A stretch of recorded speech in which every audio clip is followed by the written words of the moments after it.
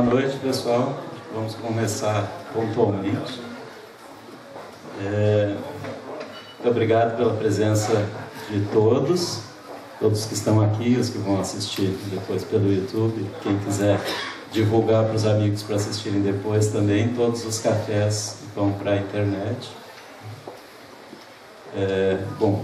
Primeiro, eu quero agradecer a presença, terem aceito o convite, os nossos convidados. Temos aqui o Dr. Marcelo Rodrigues, que é juiz de proteção da infância e adolescência e que, por um ângulo próprio, aí, recebe muitos desses dramas assim, de forma impactante como são, né, por um ângulo. E o Renato Pilcher, psicanalista e psiquiatra, que também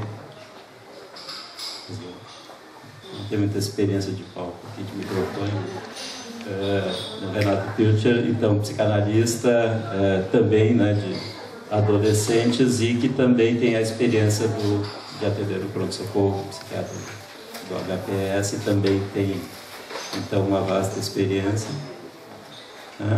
Para os que não participaram ainda, a maioria já conhece o modelo do nosso café, mas para quem não conhece, é uma atividade de debate bastante livre. Então a gente pede, convida as pessoas, mas deixa para que façam uma contribuição pessoal. A gente não tem nenhuma pretensão de análise acadêmica, é de um debate bem livre, tanto dos convidados quanto com vocês. Então vão ser mais ou menos 15 minutos em torno disso para cada um dos convidados. Depois a gente abre para a plateia, e quanto mais vocês quiserem participar, melhor. A gente vai ter uns 30, 45 minutos.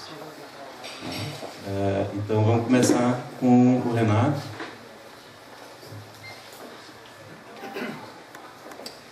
Boa noite a todos. Agradeço, na pessoa do Maurício, o convite da Sociedade Psicanalítica de Porto Alegre para poder estar aqui conversando. Eu penso que os 13 porquês, ou 13 Reasons Why, é um estímulo, um ponto de partida. Meu propósito não é analisar em profundidade o livro ou a série em si, embora a gente possa também conversar sobre isso. Então, eu, aliás, acho que esse, para mim, eu assisti, digamos, uns 70%, 80% da série, não é? E o livro não consegui ainda a tempo, mas eu acho que o maior valor da série é, por exemplo, o que está acontecendo aqui e que está acontecendo em muitos lugares, né? Que é, botar em debate, ter fomentado assim, um debate, aliás, bem controverso. Tem bastante gente, poucos acham que foi deplorável essa série ter sido lançada, que isso está incentivando jovens a cometerem suicídio. É um tema sempre controverso, esse da divulgação, ou de se falar a respeito do tema. A gente tem uma tendência, como psicanalista e os médicos também, psiquiatras e que atendem jovens e pessoas com situações de depressão e risco, que já começa por aí, é um mito a ideia de que perguntar ou falar no assunto com quem de alguma maneira parece estar num grau de sofrimento importante, que isso vai dar a ideia da pessoa fazer o suicídio. Aliás, ao contrário, em geral, realmente escutar, acolher, com respeito e com interesse o que está se passando com o outro, inclusive que ele tenha então a confiança, a capacidade de poder nos contar uma coisa que é muitas vezes dramática, só de estar com essa ideia na cabeça, às vezes tem um potencial curativo. A pessoa a comunica e a partir daquilo dá uma aliviada, digamos, na panela de pressão que está lá fervendo a caminho de um ato. E isso, além de abrir perspectivas de busca de tratamento, de várias medidas, às vezes só de poder falar com alguém sobre isso. Então a ideia de que falar no assunto faz mal, na verdade, a gente acha que falar das coisas, ter um espaço para poder, isso é uma coisa preciosa para a psicanálise, né? Na sua intimidade, né? No respeito ao que é de cada um, é uma coisa muito importante. Então, isso talvez é o que eu acho de mais importante do 13 Porquês, não a série em si, com a qual eu nem entro na apreciação estética como filme ou como seriado. Eu achei bom, não achei ruim, em parte até ela captura um pouco, mas acho que ali tem algumas das questões que eu me proponho então a conversar com vocês, porque eu penso que a série em si, vou falar da série, não do livro, traz parte dos problemas que eu entendo que se dão e que tocam nesse desfecho, por vezes, de um suicídio numa pessoa, no caso que nós estamos aqui conversando, adolescente. O que então? Uma certa espetacularização das coisas, um certo explorar de cada elemento que surge. No caso, né, a ideia em si do livro, da série, é interessante, mas o modo como é colocado, em parte, até reduz a gravidade de uma série de coisas que a gente vê e pode levar a uma ideia de que pouca coisa seria suficiente, ou quase qualquer coisa poderia levar um jovem a tirar a própria vida. Mas o mais importante que eu quero dizer para vocês, aí que eu acho que eu vou começar realmente a entrar no que eu pretendo, é o seguinte: esses dias esteve conosco na Sociedade Psicanalítica uma colega de Córdoba, uma psicanalista de crianças e adolescentes, veio aqui participar de um evento, e ela trouxe uma coisa. Ela mora numa região perto de Mendoza, naquela região de vinhos e tal, e ela discutia um caso de infância e adolescência, mas ela contou o seguinte, que nos vinhedos existem a cada tanto roseiras, e que essas roseiras não estão lá para embelezar, embora isso também, mas não é isso.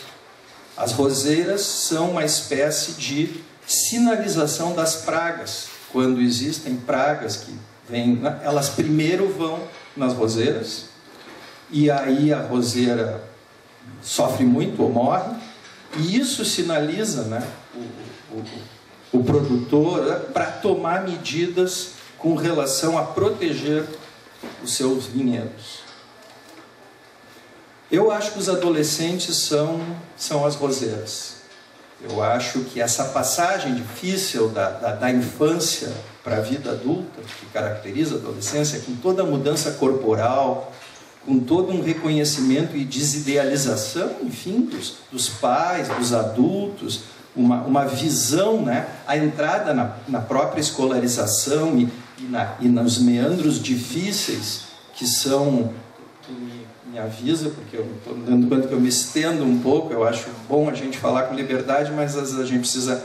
Então eu vou falar um outro dado estatístico, mas eu quero dizer que eu acho que o problema é que os adolescentes estão sinalizando alguma coisa que a gente pode fazer a respeito, que não é apenas ali na situação do risco de suicídio. É o jeito como a gente também vem funcionando como sociedade. E eu entendo que essa faixa, né, na sua perspectiva de ter um trabalho ou não ter um trabalho, que trabalho será, de formar um par, que par será, esse par perdurará, como funcionará, todas as coisas que são mais presentes nessa etapa e que entendo que estão espelhando, então, no drama que os adolescentes nos apresentam, ora numa precocidade de ações erotizadas e de atrapalhações e dependências químicas pesadas, graves, ora num prolongamento, né, numa adolescência ou numa adolescência que vai seguindo e é 30, 35 anos e ainda o que vai ser e com os pais nas situações onde isso é possível. Então, assim, adolescentes sofrendo de tudo que é jeito, né? E eu entendo que a gente, enfim, poderia pensar um pouco, né, nessa metáfora da roseira, né, que está sinalizando uma coisa que não diz respeito propriamente ou apenas a si. é uma fase linda ao mesmo tempo. Adolescer quer dizer, adolescência implica no termo, né, falando um pouco de etimologia, vitalidade, juventude, né, coisas que se valorizam muito, e ao mesmo tempo tem na raiz adolecer de doença, de adoecimento. É uma mudança muito perturbadora. Depois a gente fica crescendo, meio que se esquece, meio que acha que foi tudo, ou pensa que para os outros deve ser uma maravilha, mas é uma fase bem difícil, não é? E então, isso eu vou ler uma outra coisa, a ideia era um café literário, pouca, então uma coisa sobre adolescentes, que também nos diz que não é uma coisa só de hoje. Claro que nós temos que pensar em nós, como funcionamos. Diz assim: os jovens de hoje gostam do luxo, são mal comportados, desprezam a autoridade, não têm respeito pelos mais velhos e passam o tempo a falar em vez de trabalhar.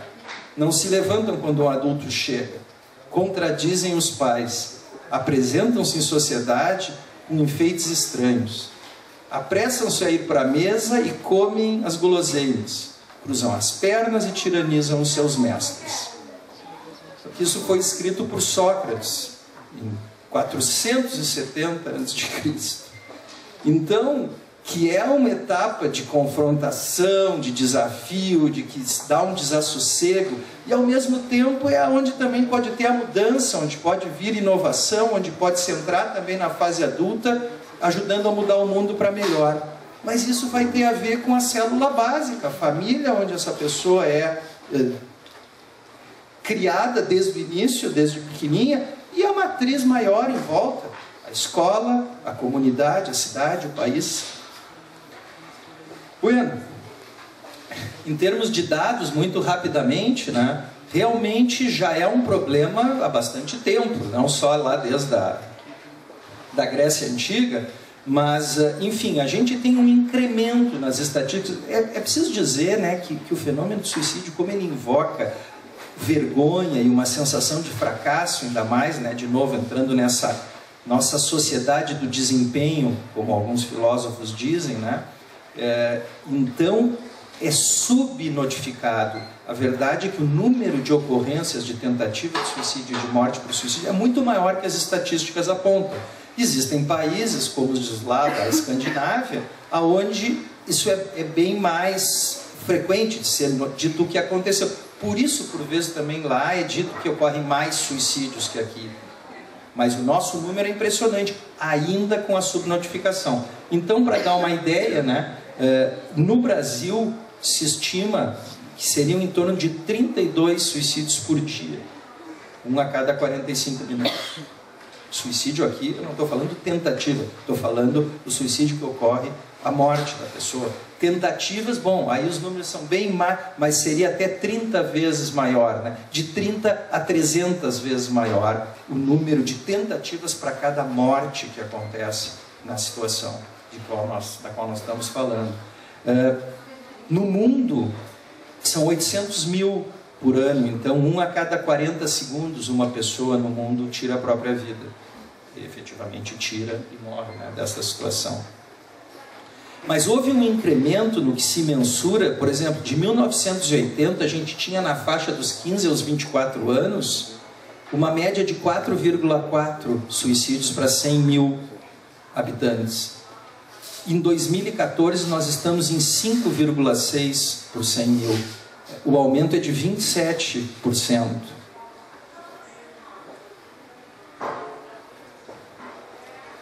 Dos 10 aos 14 anos, aumentamos 40% de 2000 para 2012. 33% dos 15 aos 19. Bom, rapidamente, ainda, Maurício, o que eu tenho de tempo na ideia dos 15 minutos? Tá, porque eu introduzia, teria muita coisa para dizer. Mas então da série.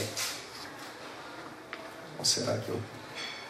A produtora da série, Selena Gomez, que é uma artista, uma cantora, conta, eu assisti algumas coisas, né, em paralelo, visando me preparar para poder pensar sobre isso e conversar com vocês. Ela é produtora e ela diz que enquanto estavam filmando, começando a filmar, ela foi para uma clínica de reabilitação. por muitas dificuldades, ela diz que o mundo, a exigência do mundo do show business, do desempenho e da distância afetiva entre as pessoas, para ela é enlouquecedora. A ideia dela com essa série era fazer as pessoas falarem e se darem conta de coisas importantes, como as coisas que acontecem nos colégios, como é mostrado na série. Mas não é só nos colégios americanos. Eu vou ler rapidamente então um parágrafo de um livro que, por outros motivos, é um livro pedido para o vestibular, meu filho está se preparando, Diário da Queda. Eu achei que, como é aqui na livraria, essa era a ideia, uma ou outra coisa. Então, o Michel Laube escreve Diário da Queda. O tema do último café com o Tribunal da Quinta-feira. O último café foi sobre o Tribunal da Quinta-feira. Sim, aí falaram também do dia. Bom, ele esteve aqui. A gente não está a par de tudo que acontece na própria casa. Me arrependo muito de não ter estado aqui. Mas certamente verei. Eu vou ler um parágrafo. Ele coteja a situação de Auschwitz, outra história de destrutividade.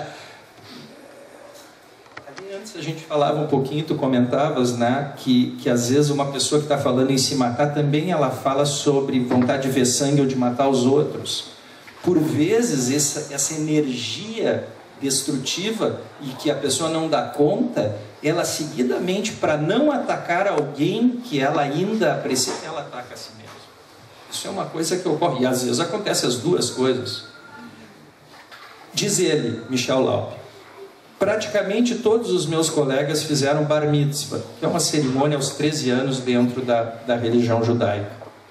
A cerimônia era aos sábados de manhã. O aniversariante usava talit, que é um manto, e era chamado para rezar junto com os adultos. Depois havia um almoço ou janta, em geral num hotel de luxo. E uma das coisas que meus colegas gostavam era de passar graxa nas maçanetas dos quartos. Outra era fazer xixi nas caixas de toalhas dos banheiros. Outra ainda, embora isso só tenha acontecido uma vez, na hora do parabéns, e naquele ano era comum jogar o aniversariante para o alto 13 vezes. Um grupo o segurando nas quedas, como numa rede de bombeiros. Nesse dia a rede abriu na 13ª queda e o aniversariante caiu de costas no chão.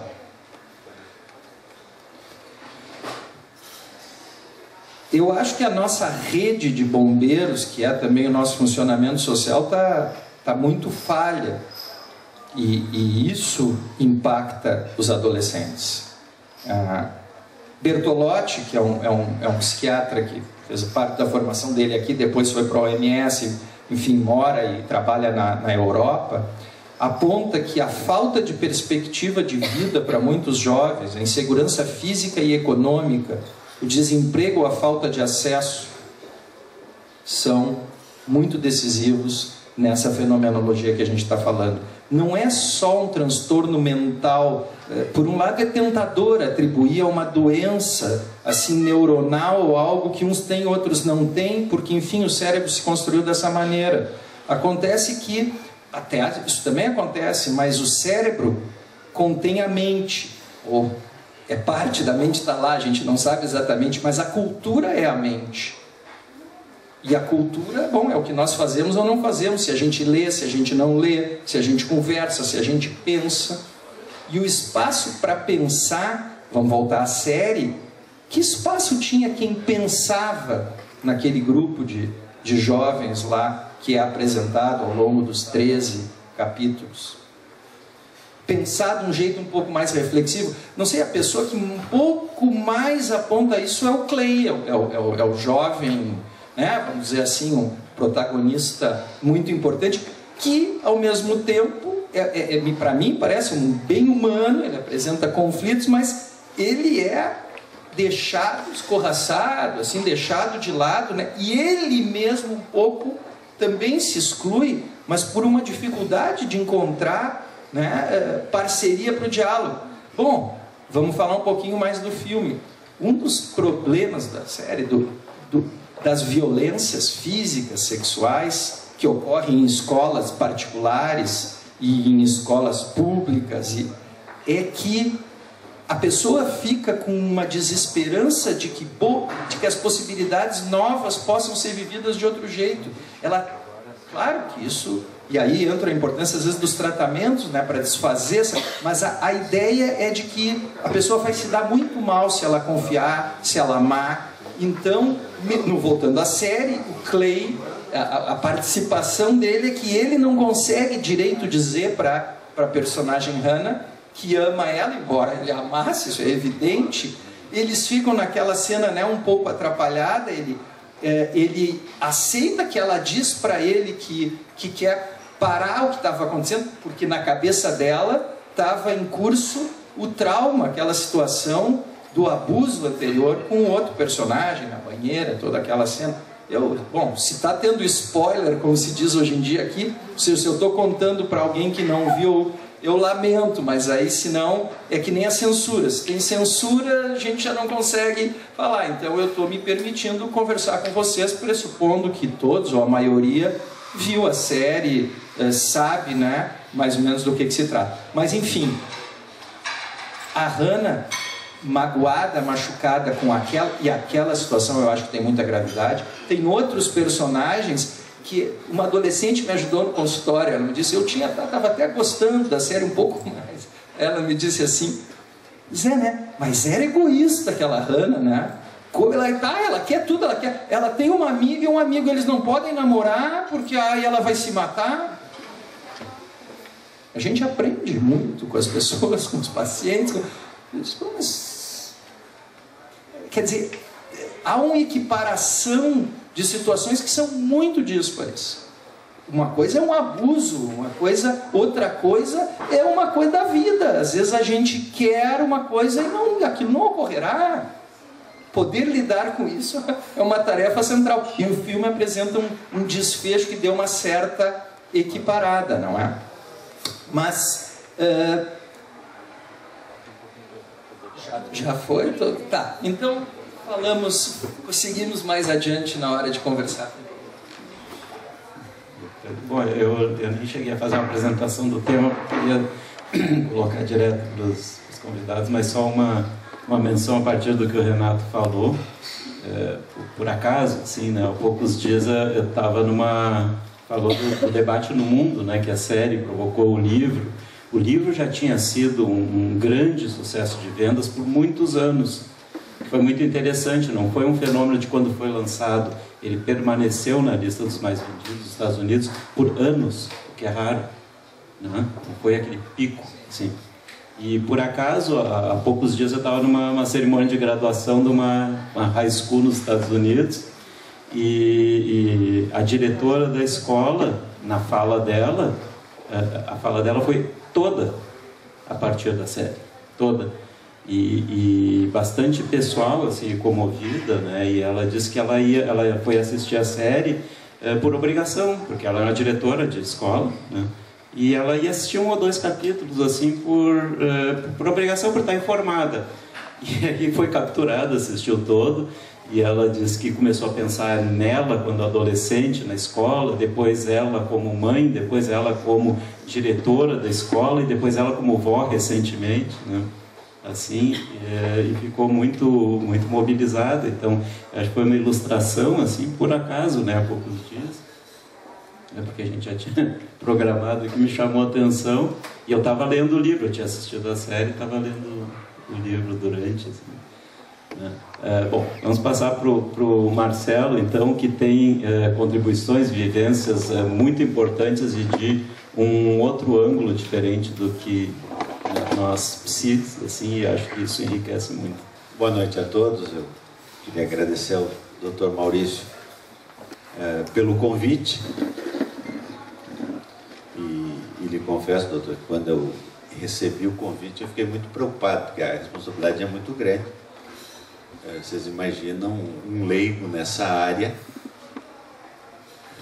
vim aqui convidado pela Sociedade de Psicanalítica e abordar um tema dessa envergadura. O Dr. Maurício havia me apresentado. Eu sou juiz de Direito da Infância e da Juventude. A minha área é voltada a essa questão da proteção. Então, eu sou do segundo juizado da infância, que trabalha com questão das crianças e adolescentes que estão acolhidas. Trabalhamos também com processos de destituição do poder familiar, processos de adoção. Então, ali, cada processo é uma história que a gente vai aprendendo com a prática.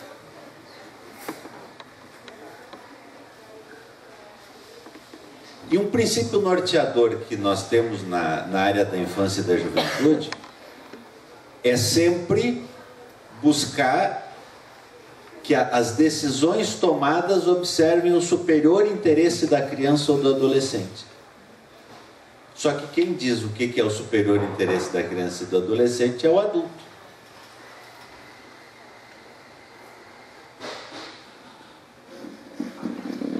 Muitas vezes a gente está ali trabalhando, buscando restituir aquela criança ou aquele jovem para a família.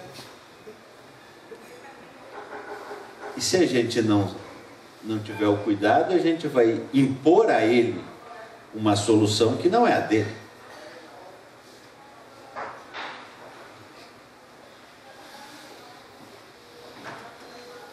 Então, Renato, o senhor fez a referência em relação a uma jovem que lhe falou que a personagem Hannah, da série 13 Reasons Why, era egoísta. Hoje eu conversando com uma funcionária que tinha visto a série, ela disse, mas a personagem era egoísta. Eu disse, por que ela era egoísta? Ela não foi capaz de deixar uma fita, de deixar uma carta, alguma coisa para os pais. Então, quando o senhor coloca a outra visão do egoísmo, em relação a ela não aceitar que dois amigos pudessem namorar, nós vemos que realmente o mérito da série é trazer essa discussão. Porque cada um que vai assistir a série provavelmente vai ter interpretações diferentes. Eu posso aqui entender, olha, havia situações extremas, houve situações de violência sexual, mas eu posso entender que não acharia que seria justificável uma decisão radical. Para outros, certamente não precisava ter uma situação extrema de abuso para dizer não, o bullying que ela sofria levou a isso. Mas uma coisa me parece claro, que não se conseguiu ouvir o pedido de socorro que ela estava fazendo. Chega uma certa altura em que os pais conversando, eles dizem, como é que nós não identificamos? Tem uma passagem que na aula a professora lê, acho que é um poema. Claro, vamos aí dar o desconto, a professora não sabia de quem era, mas também não foi atrás, em que mais ou menos ela dizia assim, será então, para não ter tanto sofrimento, não é melhor ter sentimento nenhum? Mais ou menos nesse, como diz, olha, eu termino com tudo, paro de sofrer.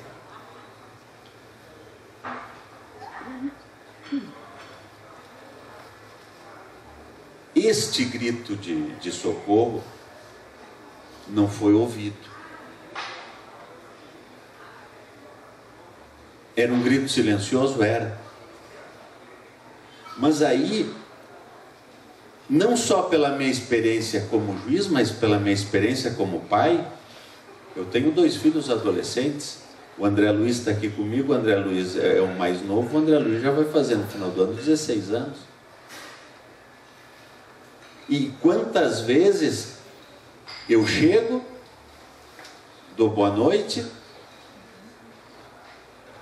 acabo fazendo as minhas atividades, o André as atividades dele, daqui a pouco a gente está mais tempo no celular do que conversando.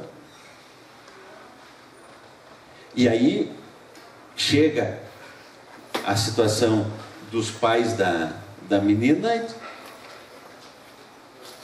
Como é que a gente não conseguiu entender, como é que a gente... E os sinais, alguns mais claros, outros menos, mas os sinais existiam. E isto me preocupa porque na vida de hoje nós estamos passando batido e a gente não para mais para conversar.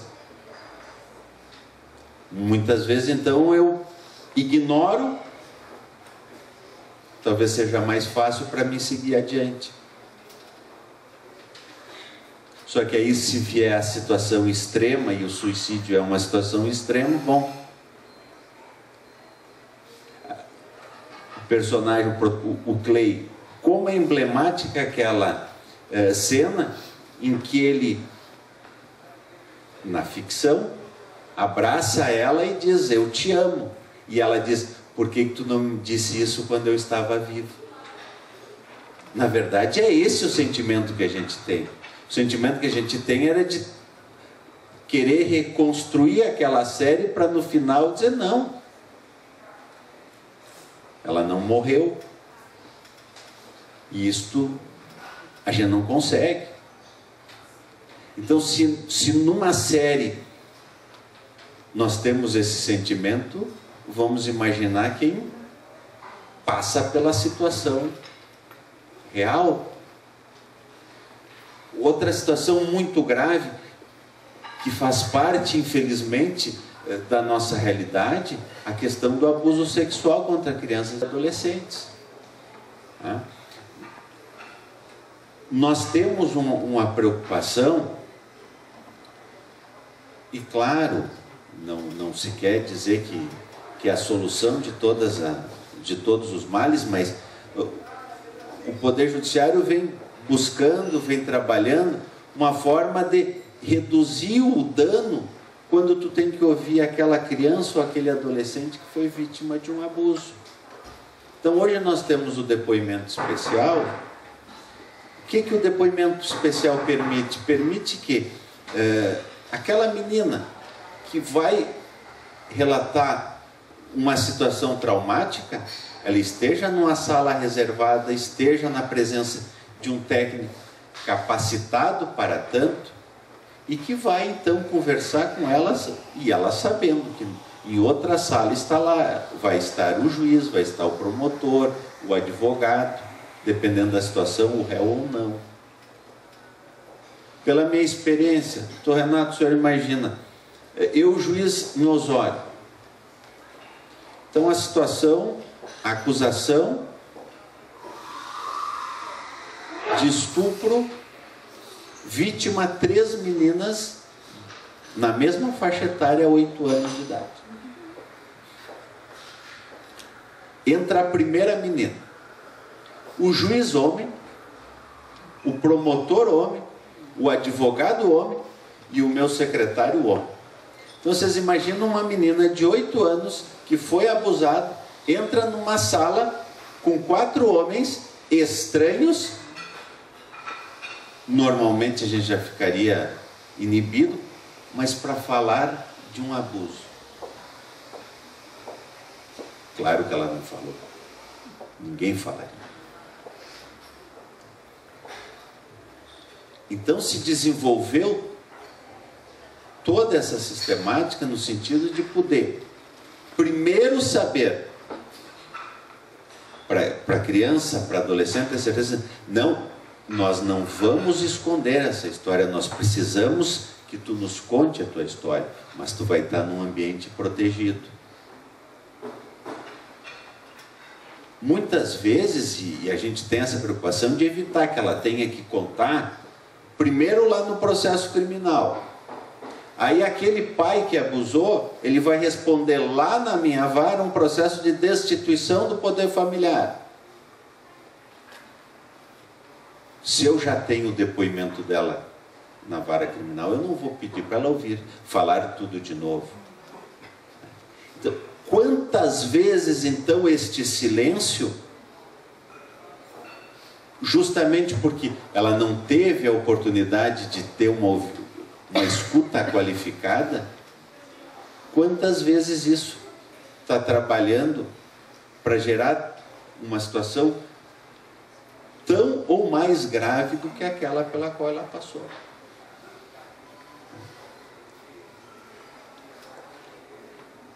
Por isso, a grande preocupação da gente poder identificar, e não só identificar, mas poder escutar esse jovem. E aí, voltando à série, quando ela chega lá na última fita, e o conselheiro da escola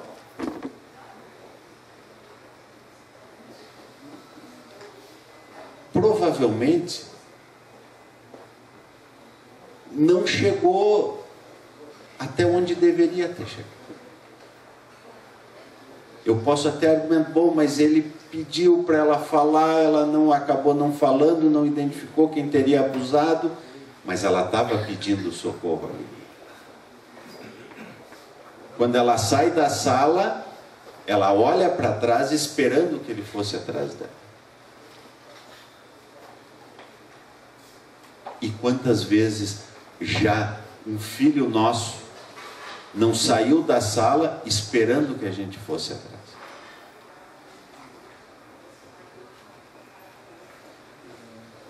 Por essa razão, me parece que é fundamental a gente discutir, porque posso não concordar com muito do que foi colocado, claro, mas me parece que a mensagem principal foi dada. Eu não consegui reconhecer os sinais que o meu filho, que o meu amigo, que quem estava perto me deu.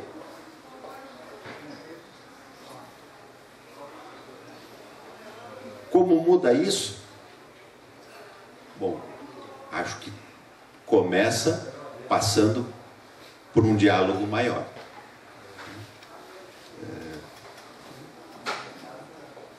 Doutor Maurício, essa era a primeira fala. A minha ideia assim é poder depois contribuir no debate, nas perguntas, mas trazer um pouco daquela realidade que nós temos no dia a dia. E ninguém pode acertar sempre, porque a gente tenta errar o menos possível, né? Mas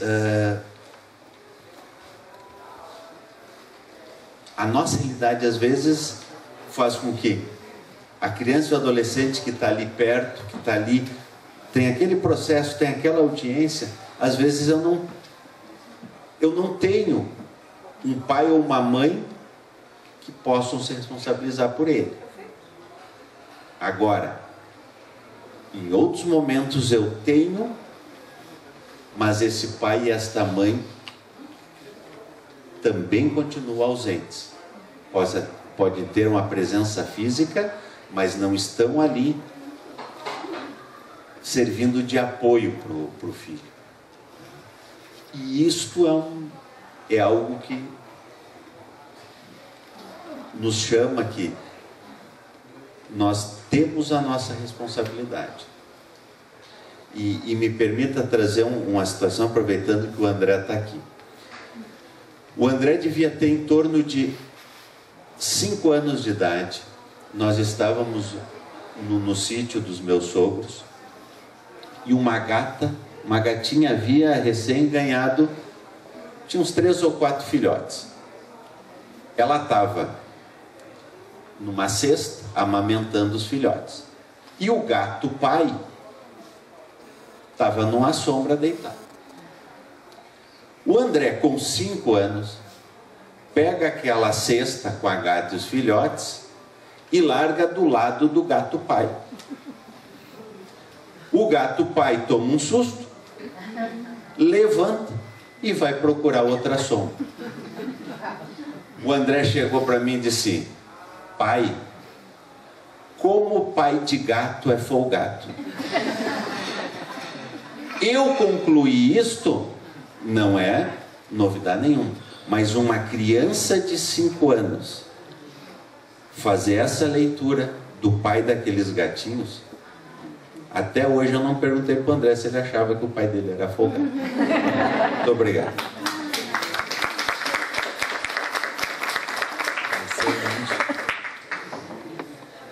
Hoje de noite ele vai... Bom, acho que as duas contribuições foram excelentes, assim, pegaram pontos fundamentais para a gente começar a discussão. Acho que esse ponto que foi salientado agora da falha da rede de acolhimento, assim, é fundamental, mas é muito difícil, né, da gente abordar, reconhecendo as falhas sem ao mesmo tempo culpar necessariamente, né? Assim, ou nos exigir perfeição, né? Assim, lembrei do Renato Russo, né? Você culpa seus pais por tudo, isso é um absurdo, são crianças como você. Mas às vezes não podem ser, né? Mas são. Assim, então, eu tinha lembrado também, né, a última fita, que é pro Porter, né, para quem ela diz, né, assim, que ainda tinha uma chance, né, e ela ia dar uma última chance, né, e há aquela falha, né, mas no livro não fala, na série, né, mostra um pouquinho da vida do Porter, esse também, né, e que era uma pessoa que não tinha a preparação também adequada para aquele papel, né? E acho que a gente vê isso assim na nossa prática clínica, assim, como na maioria das vezes não é como o Renato falou, não é pegar uma doença mental para responsabilizar, é um somatório de fatores e que muitas vezes assim a gente vê que se um deles não tivesse acontecido, podia não ter acontecido esse desfecho, né? Eu tenho a experiência de atender famílias de pessoas que se mataram, os que ficaram, né? E é brutal a culpa, ficar procurando, ficar lembrando, bom, mas naquele momento eu podia ter percebido, eu podia ter, né? Retrospectivamente a gente pode pensar, mas, né? É muito complicado. Só uma notazinha antes de abrir para o debate, vão pensando nas participações de vocês, alguns comentários que tem no final do livro. Tem uma pequena entrevista com o Jay Asher, né, com o autor do livro, e que foi roteirista da série também, onde ele ampliou algumas coisas com relação ao livro, mas no final do livro tem 13 perguntas colocadas a ele, né? E ele conta algumas coisas. Uma delas é que ele vivenciou, quando ele estava quando adolescente, na high school, aconteceu aquela situação que é mostrada na série, de ser lida uma nota de suicídio anônima dentro da sala de aula, naquela disciplina que eles chamam de enfim, que é uma de integração das pessoas, e que aconteceu de fato aquilo, né, com ele, e uma nota anônima, e que ficou anônima, e ninguém nunca descobriu de quem era, né, mas foi lida na sala de aula. E também ele teve a vivência de uma pessoa muito próxima da família que tentou suicídio na adolescência também. Enfim, tem várias situações pessoais que ele conta. E só mais um comentáriozinho que eu queria colocar. Eu achei muito interessante essa perspectiva que o Renato colocou, puxando o Sócrates, 2.500 anos atrás, mas tem alguns elementos tem algumas coisas que são humanas, né, e que são milenares aí, mas tem algumas coisas que são talvez particulares desse momento, assim, algumas peculiaridades, principalmente a interação pelas redes sociais e o bullying, né?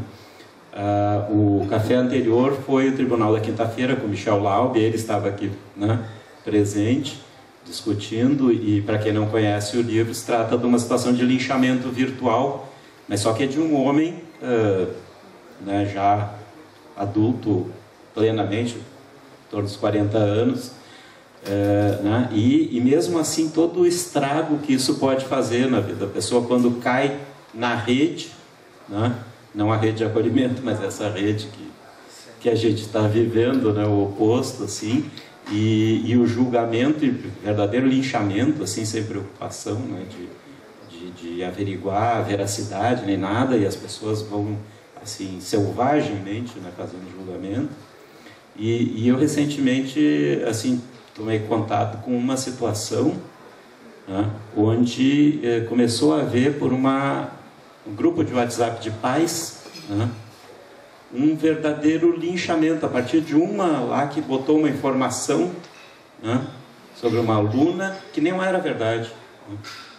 E os outros pais começaram a fazer um verdadeiro linchamento, tomaram aquilo como verdade e aproveitaram para descarregar toda a sua agressividade com relação àquela aluna que estava sendo acusada, né, de ter feito bullying com uma outra, né?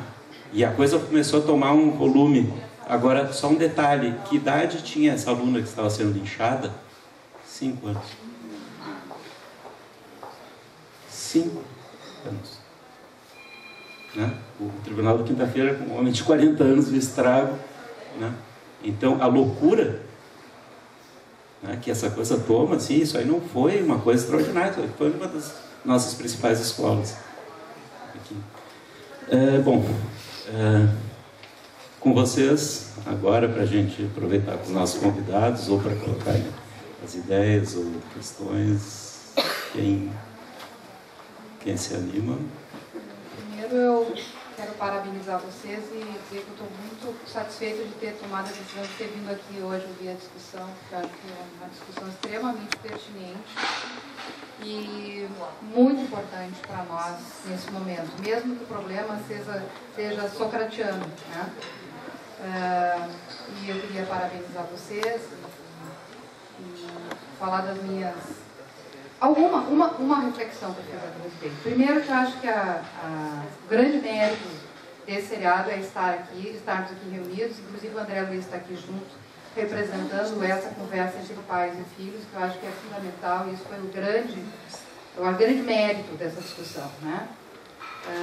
A questão, o egoísmo faz parte do suicídio, o egoísmo, né? Porque o suicida, ele é um homicida, né, na verdade. Ela fez 13 homicídios, né? Ela atacou todas aquelas pessoas que, na verdade, ela sentiu que, de alguma forma, compartilharam um pouco da dor que ela estava sofrendo e, de alguma forma, ela compartilhou a dor e, de alguma forma, queria chamar a atenção para isso. Eu acho que a série, ela deixou por último... O terceiro foi o adulto, né? Isso eu achei que é uma coisa bem interessante. Ela deixou por último o adulto, né? Ela botou todos os adolescentes primeiros. E eu me lembrei do que tu falasse do 13, né? Tu falasse do Bar Mitzvah. 13 também é a idade, é o início da adolescência, né?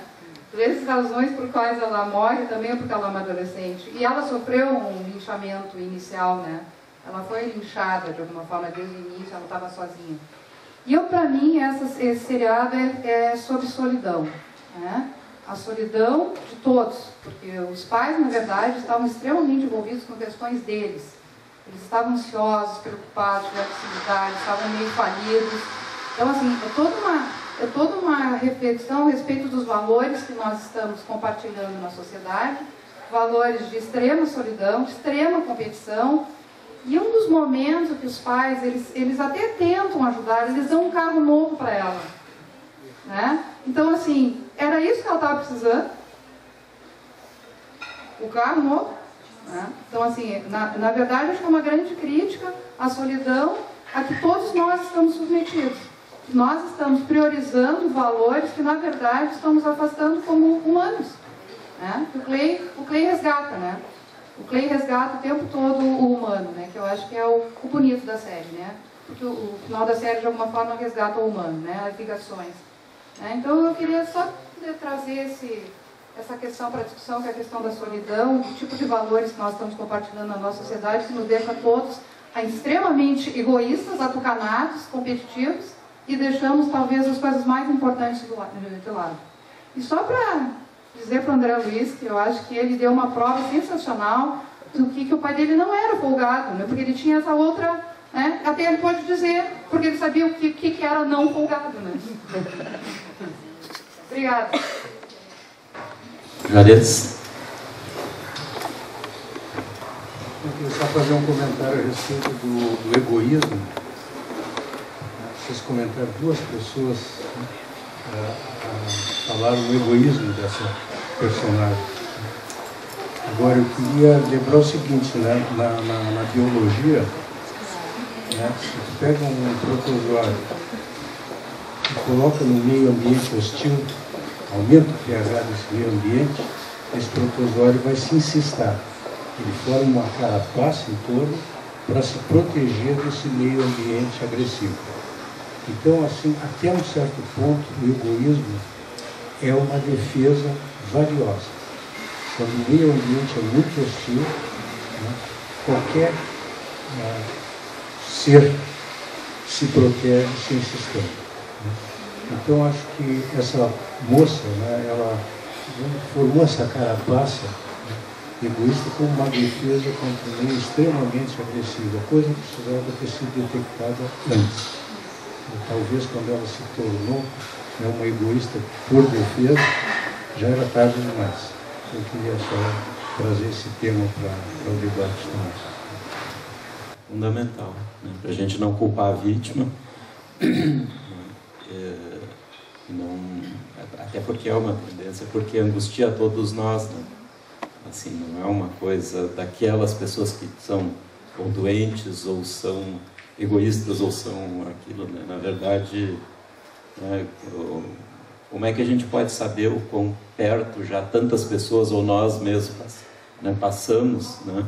E o quanto teve até de sorte, né, de não ter o somatório de fatores não ter chegado ao limiar, né, e de azar para algumas pessoas, porque a gente vê na experiência clínica e que a gente tem assim de pessoas que fizeram tentativas de suicídio para valer, né? Para valer, e não morreram por sorte. E essas pessoas depois, né, olhando com crítica aquilo, e não são pessoas tão doentes ou tão diferentes, né? Assim, e que bom que tiveram a sorte, né, de não chegar, de não acontecer, e às vezes é por sorte mesmo, né? Assim, então, mas a tendência da gente é tentar de alguma maneira assim fazer com que sejam, não, são outra coisa que diferente de nós, né? Assim, então não se pode negar esse egoísmo, mas eu acho que o Juarez fez uma lembrança importante para não ver isso de um ponto de vista moral, mas ver de um ponto de vista mais compreensivo. Martina? Eu gostei muito de falar sobre não culpar a vítima e cuidar para não pensar isso, que eu acho que muitas vezes culpar a vítima é uma forma de se defender de coisas que tu vê que todo mundo em algum momento já fez perto, sabe? Ou tu vê o que eu acho que as outras pessoas na série são egoístas de um ponto que é completamente assim incomparável com o dela, sabe? Então, eu acho que muitas vezes o que a gente vê quando olha para a sociedade que levou ela a cometer o suicídio é um pouco da sociedade que a gente participa. Então, o quanto culpar a vítima é um jeito de não se culpar, sabe? E o quanto vocês acham que isso é uma coisa certa de se fazer, porque eu acho que tem uma tendência muito grande na sociedade de culpar a vítima. Coisa boa, assim, eu vi, né? Novas gerações, adolescentes se manifestando, né? E eu acho que a complexidade dessa questão é elevadíssima, né? Eu agradeço assim, a contribuição que vocês, a Juarez e a Vivian, além dos jovens. Quando eu falei que os adolescentes são a roseira do vinhedo, não é? Eu justamente estava dizendo que eu entendo que a sociedade tem uma participação central. A sociedade somos nós, né? Claro, temos participações variadas dentro dela, mas é isso mesmo. E tem uma participação central. Eu quero trazer uma ou duas coisas assim que eu andei tendo contato, que acho que podem nos ajudar a pensar. Tem filósofos atuais, eu conheci há pouco um sul-coreano que se chama Byung-Chul Han, que escreve A Sociedade do Cansaço. Esse homem fez a formação filosófica na Alemanha, vive na Alemanha, mas se criou na Coreia do Sul, onde, bom, o desempenho, a eficiência, o treinamento é uma coisa que inicia, né, aos 2 anos de idade. Mas é muito complexo. Me relataram assim: as crianças com 2 anos vão 2 quilômetros sozinhas para a escola. 2 anos de idade. Claro, as que caminham, né? Mas que não ainda. Mas, bom, a gente fica assim impactado. Se tiver 3 quilômetros de distância, é levado 1 quilômetro e os outros 2 quilômetros elas andam sozinhas. Mas como é que é isso? As crianças são cuidadas por todos. Então, eu ainda continuo achando um exagero, mas há uma questão aqui que é a rede, essa da qual a gente fala. Essas crianças, elas na verdade, elas não vão sozinhas, elas estão desenvolvendo um senso, exagerado, de cedo na vida, mas todos cuidam das crianças. É uma coisa que a gente nem consegue imaginar bem como é que é, porque aqui é difícil para um adulto andar sozinho. Então, a sociedade do cansaço opõe o cansaço, que muitas vezes é um cansaço do eu individualizado, sozinho, aonde a gente se isola e não mais fala com o outro, não é a mesma coisa que o cansaço, e este cansaço estaria mais próximo das formas de produção atuais, nas quais estar conectado o tempo inteiro é fundamental. De novo, é complexo. Eu tenho aqui computador, eu uso, acho a internet uma coisa preciosa para a gente, né? Tanta coisa, mas ao mesmo tempo, como tu dizias, daqui a pouco está cada um isolado naquilo e as pessoas se pressionando na sociedade do desempenho. Depois vem a do cansaço. A estar conectado o tempo inteiro, trabalhando o tempo inteiro, usando doping emocional cerebral, como diz aqui, buscando isso, e tem muitos cientistas que acham que por que não? Todos deveríamos tomar pílulas, coisas que podem aumentar o foco e a produção e a eficiência, e isso vai isolando as pessoas, e é diferente do cansaço que confia no mundo.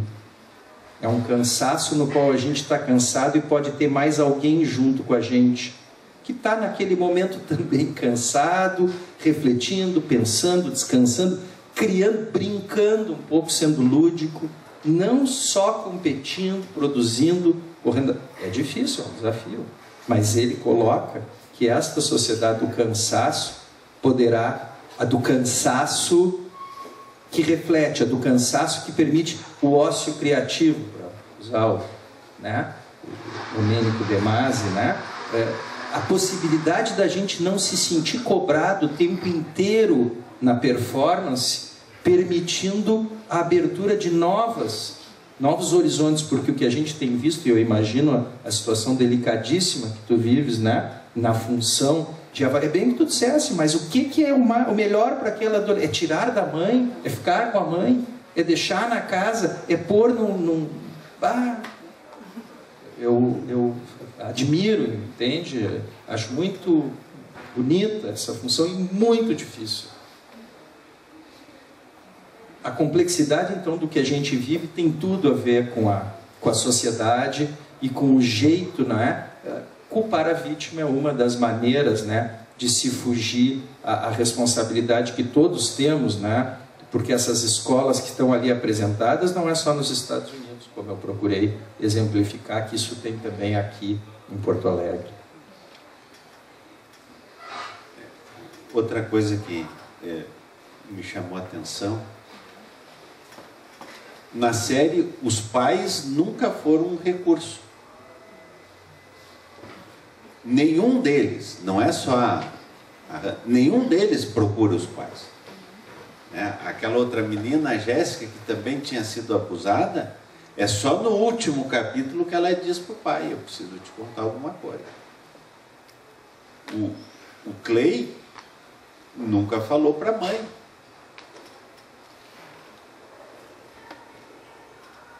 Essa é a falta de diálogo. Me perdoem a comparação, mas me parece que é tipo aqueles filmes de herói, de mocinho, que a polícia só chega no final. Né? É ele que resolve tudo. E eles, em momento nenhum, eles utilizaram dos pais como recurso. Aí eu, como pai, sinto o quanto eu estou falhando, porque eu não dei para o meu filho essa alternativa. Então, é claro, não tem fórmula mágica. Né? Nós vamos pegar... Cada caso vai ser um caso, mas se cada um deles tivesse essa porta aberta, como a senhora referiu, no mínimo já facilitaria muito. Luísa? Precisa, acho que não precisa do microfone. É para gravação. Bom, quero agradecer muito o convite. É maravilhoso ouvir vocês três e ouvir a plateia. Renato, achei o máximo a tua imagem das roseiras. Nossa, essa eu não vou esquecer. Eu sabia das roseiras, mas nunca na vida eu consegui fazer essa metáfora que tu trouxe. Genial, adorei. E o doutor Marcelo, é Marcelo, né? Isso. Desculpa. O doutor Marcelo assim, lava a alma da gente ouvir que um trabalho sensível, cuidadoso está sendo feito, né? Nessa outra ponta aí que a gente nem sempre consegue ter acesso. A questão, enfim, né, do abuso sexual é uma questão que está muito presente nos meus estudos, os reflexos disso, em termos de adaptação psicológica, enfim, né, a dificuldade de contar, a dificuldade, a catástrofe que é não encontrar alguém que possa ouvir e acreditar, enfim, são questões que o meu estudo, que eu estudo muito e lido muito com isso, e é ótimo estar te ouvindo. É claro que não é um trabalho meu, né? Eu faço uma parte, claro. Eu agradeço em nome de todos aqueles que se preocuparam e que a gente só vai seguindo porque é um bom exemplo, né, a ser seguido.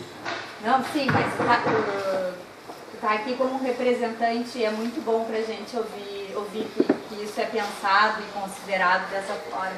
Muito bacana. Mas adorei ouvir a Martina.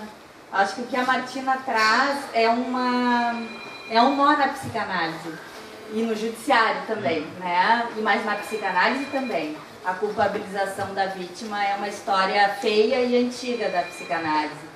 Muita coisa da psicanálise se sustentou em cima de uma tentativa de, digamos assim, desculpar os poderosos e recai a culpa então sobre a vítima automaticamente. Acho que é fundamental isso que a Martina trouxe. Essa semana eu revi o filme Spotlight, né, sobre a situação de 2011, 2012, ali a denúncia de abuso pelo clérigo, né, com crianças, que começou um escândalo em Boston, enfim, e depois tomou dimensões maiores ainda. E tem uma frase no filme que eu acho que fecha muito com tudo que a gente está falando, e especialmente com essa questão da responsabilidade dos adultos. Claro, a gente fica com essa coisa da preocupação de uma culpa neurótica que não leva a nada, mas eu acho que a gente tem que sair daqui com a ideia da responsabilidade do adulto, né? E dos adultos em relação às crianças. Todos os adultos são responsáveis em relação a todas as crianças. A gente tenta não pensar muito isso, né? Porque é assustador demais. Então a gente vai, enfim, se esgueirando, mas é muito doloroso. Mas essa é a verdade, os adultos são responsáveis pelas crianças. E no filme tem uma frase, tem aquele ditado que diz: é necessário uma vila inteira para criar uma criança. Eu não sei se é de autor conhecido, eu não sei. Mas enfim, um personagem do filme diz: é necessário uma vila inteira para criar uma criança, como é necessário uma vila inteira para abusar de uma criança. Que é essa questão da não responsabilização dos adultos, do não crédito à vítima, da coisa de desacreditar a vítima, de se pegar em pequenos detalhes do relato para tirar a força do relato que ela traz, enfim, da denúncia que ela faz. Eu acho que essa questão é uma questão importante, né? Nós somos responsáveis, a vila toda é responsável pela criança e a vila toda é responsável quando uma criança é maltratada. Muito obrigada, foi muito bom com vocês. Obrigada, Martina. Tem todo direito, foi mais mencionado. Boa noite.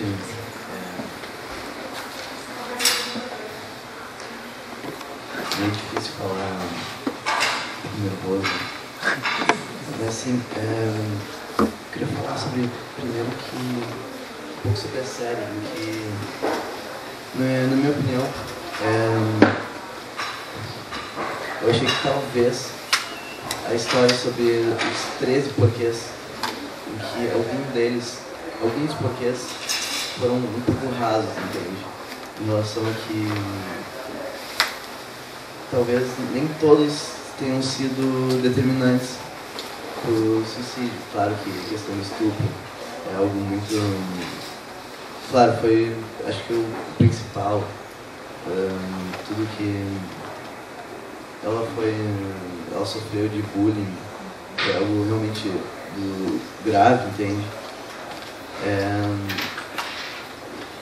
E primeiro uma opinião em que a série, eu acho que ela tem como diferença do livro, em que o livro ele foi lançado há alguns anos, certo? Eu acredito que 2007. Eu acredito que a série, ela, mesmo que foram feitas discussões naquela época, eu acho que a série ela trouxe ainda mais discussões, porque eu acho que ela foi mais, os jovens viram mais ela e tornou-se um assunto mais, até por causa da Selena Gomez, que ela é diretora, né? Produtora. Ela é global e muito conhecida pelos jovens.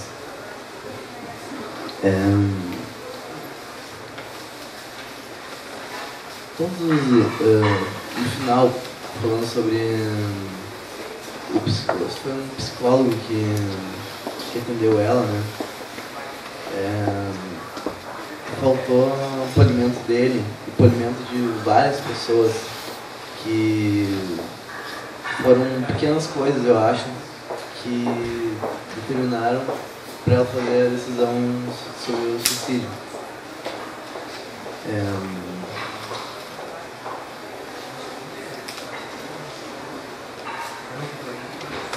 Também sobre, digamos, talvez a culpa dela, que eu acho que foi algo um pouco... Ela talvez tenha sido a situação do egoísmo, justamente falado sobre ela foi egoísta porque fizeram, que ela se isolasse, entende? E ela fosse egoísta com uns. E acabou sendo, digamos, injusta com o Clay, por exemplo, que ajudou ela, gostava dela, se importava com ela. Eu vejo que a pessoa que mais se importava com ela.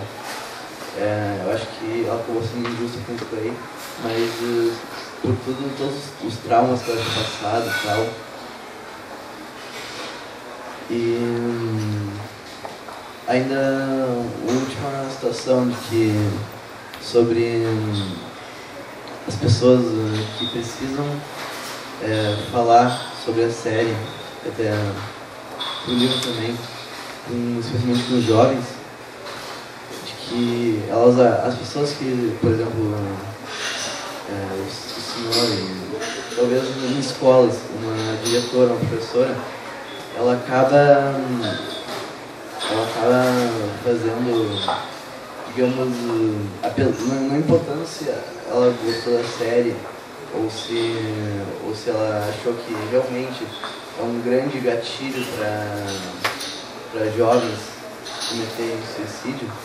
Eu acho que ela em defesa a elas, né, pessoas diretoras, eu acho que elas sempre têm que, digamos que, elas acabam tendo que proteger, tendo uma tentativa de proteger os jovens, eu acho que elas acabam, digamos, contra a série, entende?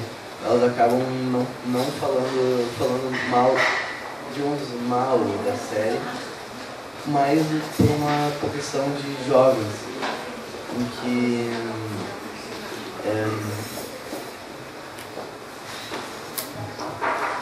elas têm que... eu acho que elas têm uma boa intenção. Mas acabam, e por isso acabam talvez falando da série negativamente. Obrigado. Acho que essa ideia, muitas vezes com uma boa intenção, se faz o contrário do que se busca. Assim, é só passar por Renato, só um comentário sobre o que o André falou, né, de que ela foi injusta com o Clay. Não sei se você sabe por que são 13 razões, né, o autor explicou que, como o sobrenome da Hannah é Hannah Baker, né, seria padeiro, né, sim, e tem uma expressão no inglês que é a dúzia de padeiro, né, e baker's dozen, né, que uma dúzia de padeiros são 13. Né, e tem até uma história interessante, eu não vou me alongar aqui, por que é a dúzia de padeiro, mas é uma expressão muito antiga, né?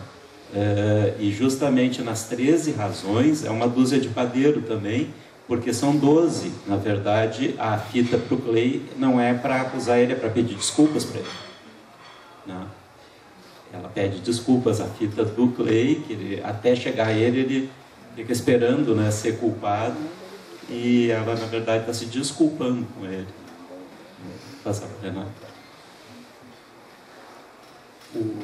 O ator que faz o papel do Bryce, que é o rapaz esportista, malandro, que é quem realiza individualmente, embora ajudado, secundado, facilitado pelos outros, o estupro, ele fala numa entrevista na importância de haver consequências, que a ideia é de que não pode ficar assim, que essas coisas têm que ter punição, isso poderá, né, trazer aprendizado, trazer receio em outros. Bom, acontece, voltando à sociedade, Martina, e o jeito como as coisas andam, que os jovens também vendo, porque eles também veem o julgamento quando mostra que o nosso presidente entra num avião que ele não sabe de quem é, recebe às 11 da noite, enfim.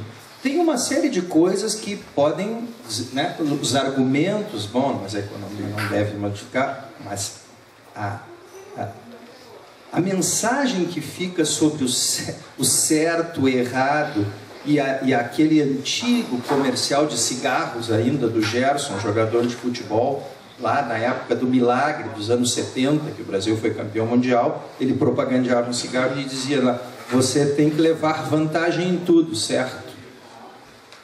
Então essa história do levar vantagem, eu entendo que ela tem a ver com o que nós estamos aqui falando. Porque os jovens ficam pressionados por uma situação ou de um abatimento depressivo muito grande, que pode inclusive levar ao suicídio, vendo, não é, uma perspectiva muito limitada, porque nós estamos falando das cortes superiores do país, com até a satisfação da tua presença e com todo respeito, não é? Mas é uma coisa que nossos neurônios não permitem a gente ver que aquilo possa ser assim. E assim foi.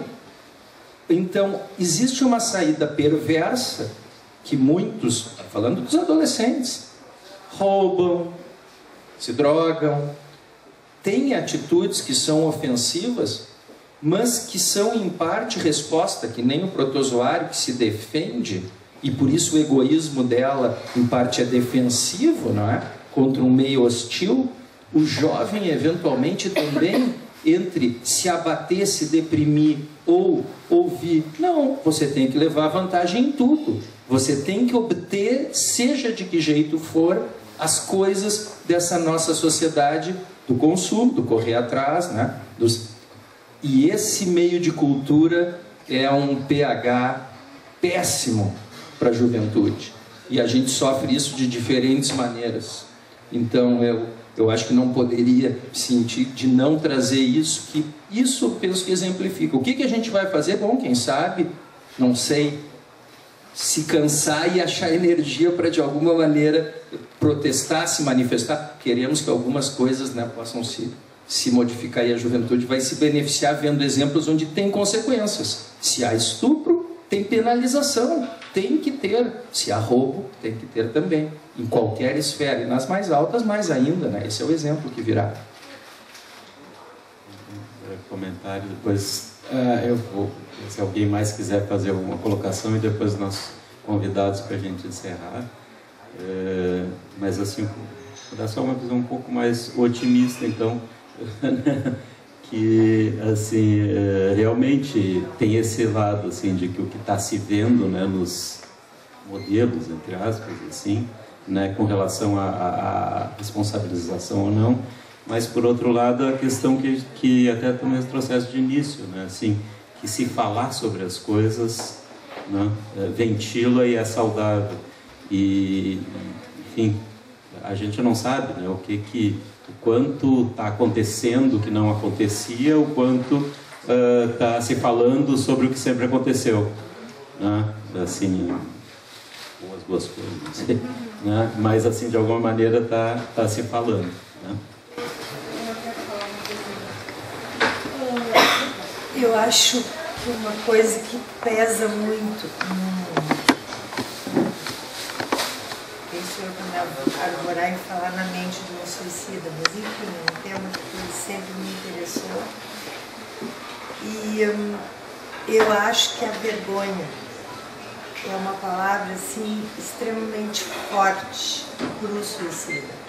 E aí vem isso que tu estava dizendo agora, a importância de se falar muito com o jovem e com quem for, enfim, aí em todas as idades, mas sobre isso que ele sente. Porque esse bullying que existiu a vida inteira e que hoje ainda bem se fala, ele tem que ser muito falado, porque uma coisa que não é nada para mim é o mundo para ele. E vencer aquele colégio, vencer aqueles amigos, vencer aquela situação, aquela festa desconfortável, isso tudo, né? Então, assim, ó, que essa vergonha não exista. E que o diálogo tem que falar, tem que falar, e tem que falar, e tem que falar.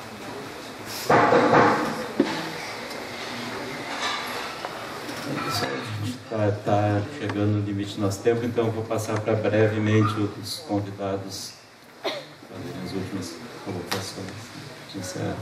Começamos com... Não, eu só queria mais uma vez reforçar o agradecimento, e foi uma experiência fantástica poder estar aqui, poder estar discutindo um tema tão relevante, tão presente, né, e poder trazer um pouco, então, da experiência que a gente tem ali no fórum, trazer para discutir o quanto a gente precisa conversar, né? Eu acho que parece que foi unânime essa questão da validade da série para trazer o assunto à tona, e acho que diálogo é o que nos falta em todo momento, é o que nos falta dentro de casa, é o que nos falta no trabalho. E então foi realmente gratificante poder estar aqui nessa noite, e sem dúvida nenhuma me enriqueceu muito essa experiência, e espero poder também ter contribuído para dar um pouco da visão ali de quem está trabalhando no dia a dia e que precisa realmente buscar conhecer a situação da nossa criança, conhecer a situação do adolescente, da família, e essa troca de experiências para mim então é fundamental. Uma boa noite a todos. A importância então de se falar, né? E aí o falar inclusive pode diminuir essa coisa da vergonha, do fracasso, né? Então, eu, casualmente, eu tinha separado um trecho aqui que fala sobre isso, sobre o falar. Diz assim, desse mesmo filósofo coreano-alemão: o excesso da elevação do desempenho leva a um infarto da alma. O cansaço da sociedade do desempenho é um cansaço solitário que atua individualizando e isolando. Esses cansaços consumiram como fogo nossa capacidade de falar, a alma. Eles são violência porque distraem qualquer comunidade, qualquer elemento comum, qualquer proximidade. Sim, inclusive a própria linguagem. Eu agradeço. Então, muito obrigado a todos, a presença de todos, aos nossos convidados, e a ideia é que isso seja só um ponto de partida, né, um estímulo para a discussão.